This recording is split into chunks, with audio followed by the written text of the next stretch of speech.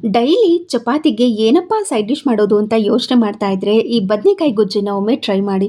ಇದನ್ನ ತಿಂದವರು ಇದು ಬದನೆಕಾಯಿ ಗೊಜ್ಜು ಅಂತ ಅನ್ನೋದೇ ಇಲ್ಲ, ಯಾಕೆಂದ್ರೆ ಅಷ್ಟು ರುಚಿಯಾಗಿರುತ್ತೆ. ಮೊದಲಿಗೆ ಒಂದು ಮಿಕ್ಸಿ ಜಾರ್ಗೆ ಕೊತ್ತಂಬರಿ ಸೊಪ್ಪು, ಹುರಿದಿರುವಂತ ಕಡಲೆ ಬೀಜ, ತೆಂಗಿನಕಾಯಿ, ಹಸಿಮೆಣಸಿನಕಾಯಿ, ಕರಿಬೇವಿನ ಸೊಪ್ಪು, ಶುಂಠಿ, ಬೆಳ್ಳುಳ್ಳಿ, ಅರಿಶಿನ ಪುಡಿ, ಧನಿಯಾ, ಸ್ವಲ್ಪ ಜೀರಿಗೆನ ಹಾಕಿ ನೀರನ್ನ ಸೇರಿಸಿ ಇದನ್ನ ಸ್ಮೂತ್ ಆಗೇನೆ ಪೇಸ್ಟ್ ಮಾಡ್ಕೋಬೇಕು. ಒಂದು ಪ್ಯಾನ್ಗೆ ಎಣ್ಣೆನ ಹಾಕಿ ಈ ತರ ಕಟ್ ಮಾಡಿ ಇಟ್ಕೊಂಡಿರುವಂತ ಬದನೆಕಾಯಿ, ಸ್ವಲ್ಪ ಅರಿಶಿನ ಪುಡಿ, ಉಪ್ಪನ್ನ ಹಾಕಿ ಚೆನ್ನಾಗಿ ಮಿಕ್ಸ್ ಮಾಡಿಕೊಂಡು ಒಂದೆರಡರಿಂದ 3 ನಿಮಿಷ ಫ್ರೈ ಮಾಡ್ಕೋಬೇಕು.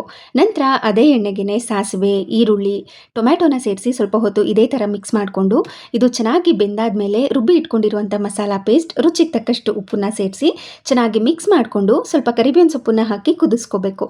ನಂತರ ಫ್ರೈ ಮಾಡಿ ಇಟ್ಕೊಂಡಿರುವಂಥ ಬದನೆಕಾಯಿನ ಹಾಕಿ ಚೆನ್ನಾಗಿ ಮಿಕ್ಸ್ ಮಾಡ್ಕೊಳ್ಳೋದು. ಈ ಹಂತದಲ್ಲಿ ನಿಮಗೆ ಹುಳಿ ಬೇಕು ಅಂತ ಅಂದರೆ ಸ್ವಲ್ಪ ನಿಂಬೆಹಣ್ಣಿನ ರಸನ ಹಾಕ್ಕೋಬೋದು. ಮಧ್ಯದಲ್ಲಿ ಸ್ವಲ್ಪ ಬೆಲ್ಲನೂ ಕೂಡ ಸೇರಿಸಿ ಇನ್ನೊಮ್ಮೆ ಮಿಕ್ಸ್ ಮಾಡಿಕೊಂಡು ಕುದಿಸ್ಕೊಂಡ್ರೆ ಸಕ್ಕ ಟೇಸ್ಟಿ ಆಗಿರುವಂಥ ಬದನೆಕಾಯಿ ಗೊಜ್ಜು ರೆಡಿ ಆಗಿರುತ್ತೆ.